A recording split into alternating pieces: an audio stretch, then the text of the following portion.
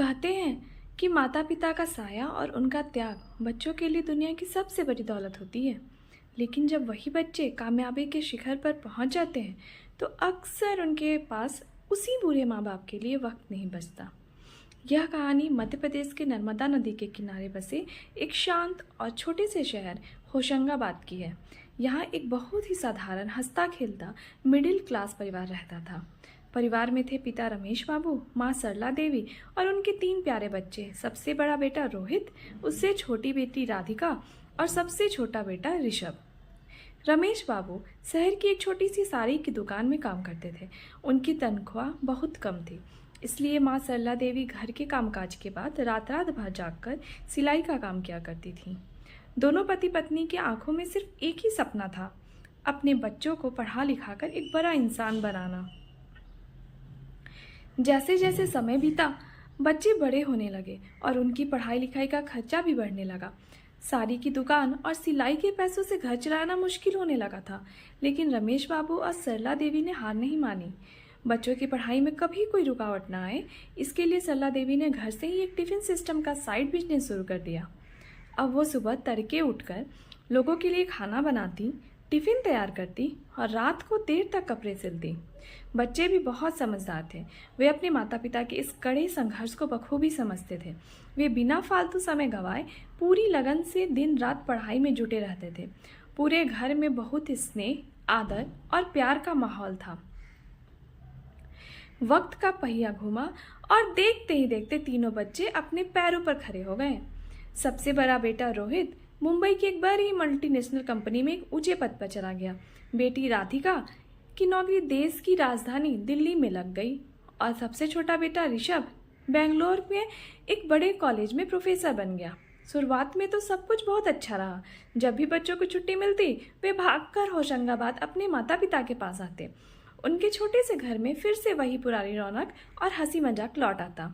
लेकिन छुट्टियां खत्म होते ही जब बच्चे जाने लगते तो सरला देवी की आंखें भर आती। धीरे धीरे समय और बदला। अब बच्चों का होशंगाबाद आना कम होने लगा था।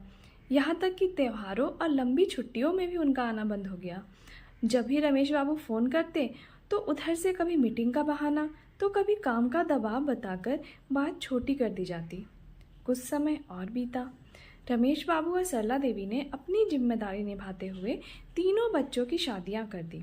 बड़ा बेटा रोहित और छोटा बेटा ऋषभ कामकाजी लड़कियों अंशु और रोली के साथ मुंबई और बेंगलोर में अपनी दुनिया बसा चुके थे और दामाद जी भी दिल्ली की एक इंटरनेशनल कंपनी में एक बड़ी पोस्ट पर थे। अब बच्चे पूरी तरह से बड़े शहरों की चकाचौंध और अपनी गृहस्थी में व्यस्त हो चुके थे और होशंगाबाद का वो छोटा सा मकान अब धीरे धीरे बिल्कुल सूना होने लगा था। अब रमेश बाबू और उनकी पत्नी सरला देवी पूरी तरह बूढ़े हो चुके थे। उस बड़े और सूने घर में अब उन दोनों का मन बिल्कुल नहीं लगता था। वे रोज़ शाम को घर की दहलीज पर बैठकर बस यही दुआ करते कि उनके बच्चे एक बार उनसे मिलने आ जाए। जब भी रमेश बाबू बच्चों को फ़ोन करते और कहते, बेटा अब हमसे अकेले नहीं रहा जाता, या तो तुम लोग कुछ दिन के लिए होशंगाबाद आ जाओ या हमें ही अपने पास बुला लो। लेकिन अफसोस, किसी के पास इनके पास आकर रहने का वक्त नहीं था। हर बार फ़ोन पर बस काम का बहाना बना दिया जाता। धीरे धीरे रमेश बाबू और सरला देवी ने भी समझ लिया कि अब उनकी आवाज़ उनके बच्चों के कानों तक नहीं पहुंचेगी। उन्होंने बच्चों से उम्मीद लगाना छोड़ दिया, फ़ोन करना बंद कर दिया और चुपचाप अपने उस सूने घर में अपनी ज़िंदगी काटने लगे। लेकिन एक दिन अचानक रमेश बाबू के मोबाइल की घंटी बजी। स्क्रीन पर बड़े बेटे रोहित का नाम चमक रहा था।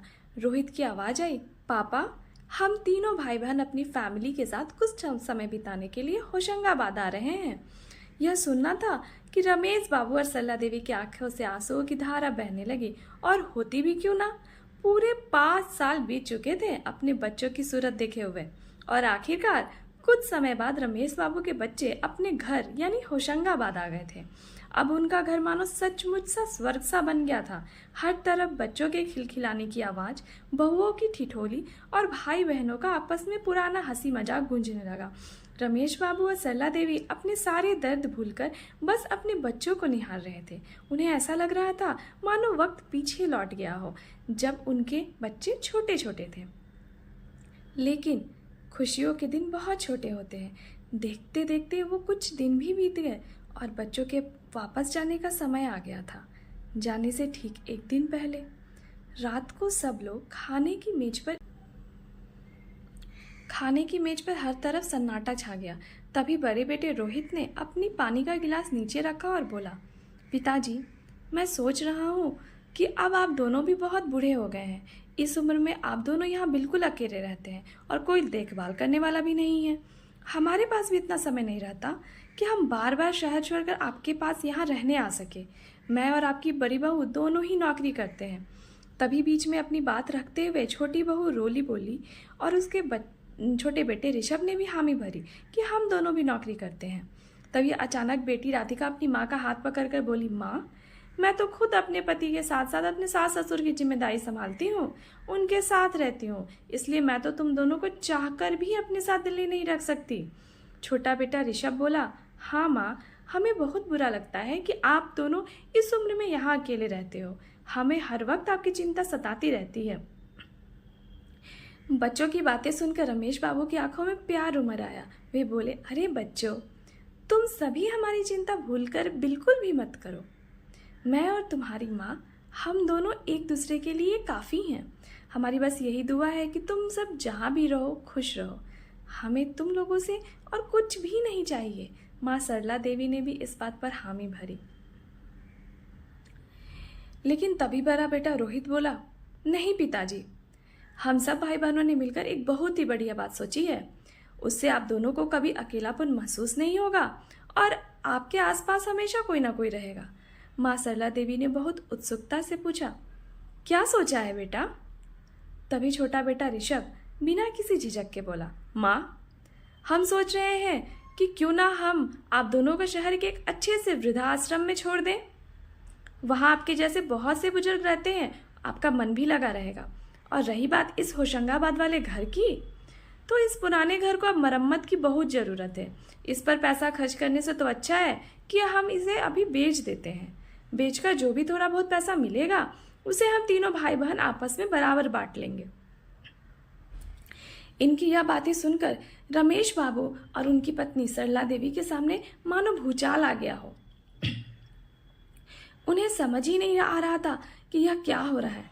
क्या ये उन्हीं के बच्चे हैं जिनके लिए उन्होंने अपने जीवन की सारी खुशियां छोड़ दी, अपने सपने तोड़ दिए, जिनको पूरा पेट खाना खिलाने के लिए ना जाने कितनी बार दोनों भूखे ही सो गए।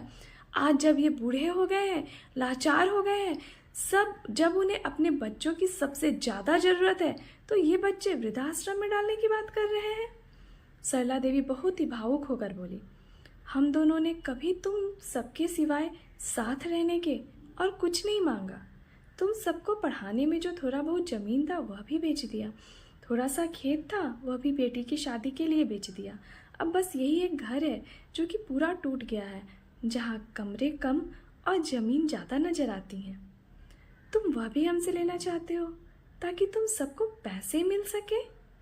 शर्म आनी चाहिए तुम तीनों को। अपने माँ बाप को अपने साथ रखकर सेवा करने के बजाय अपने पिताजी से बेघर होने के लिए बोल रहे हो। क्या इसी दिन के लिए तुम सबको पढ़ा लिखा कर बड़ा किया था?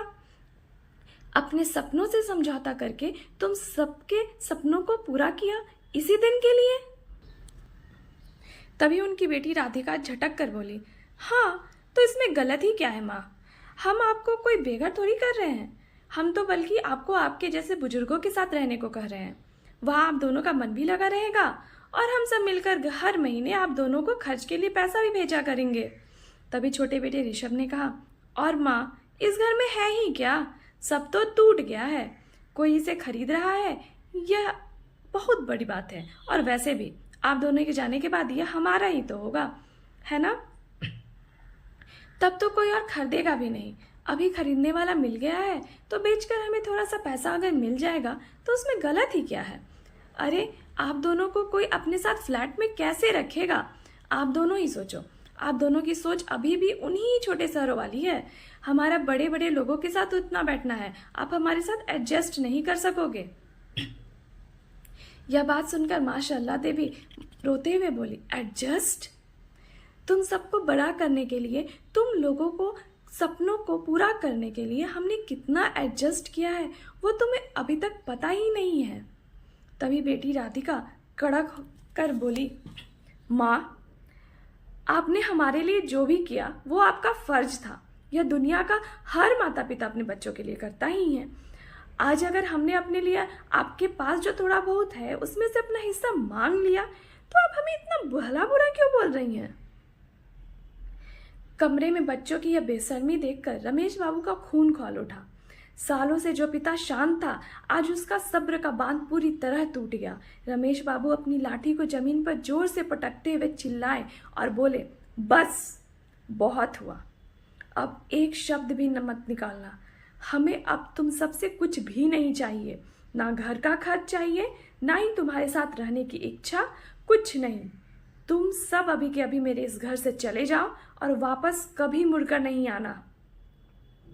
जो बच्चे अपने माँ बाप को उम्र के आखिरी पड़ाव में बोझ समझकर रिश्ता निभाते हैं, उन्हें फर्ज नहीं एहसान करना कहते हैं।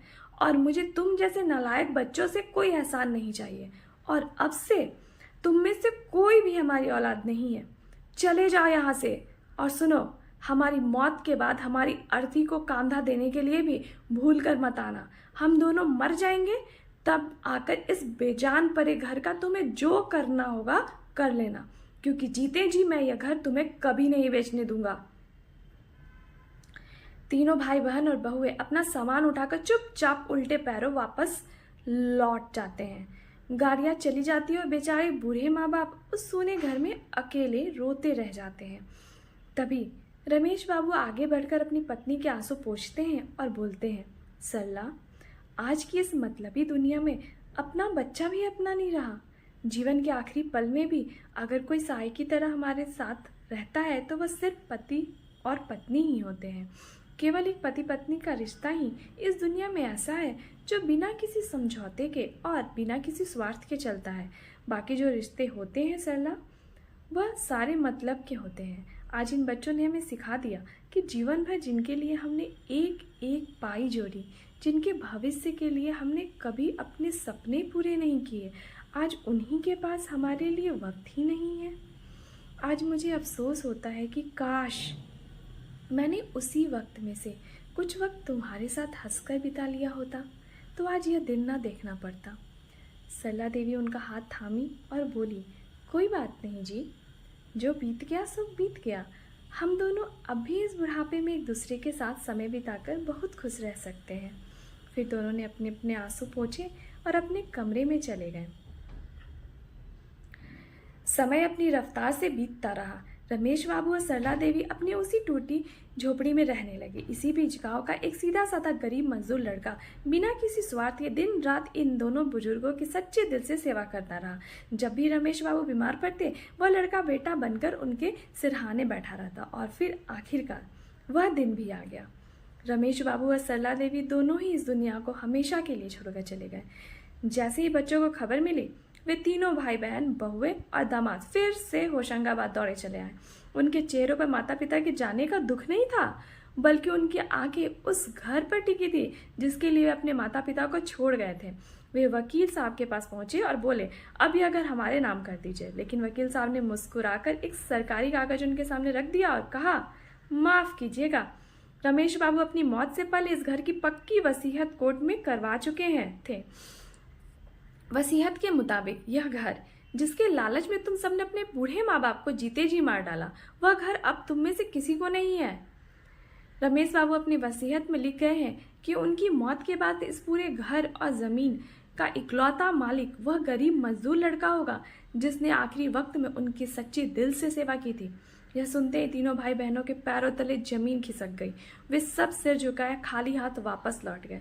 सच ही कहा है दोस्तों, रिश्ते सिर्फ खून के होने से सगे नहीं होते। सगे वो होते हैं जो आखिरी वक्त तक आपका साथ निभाएं।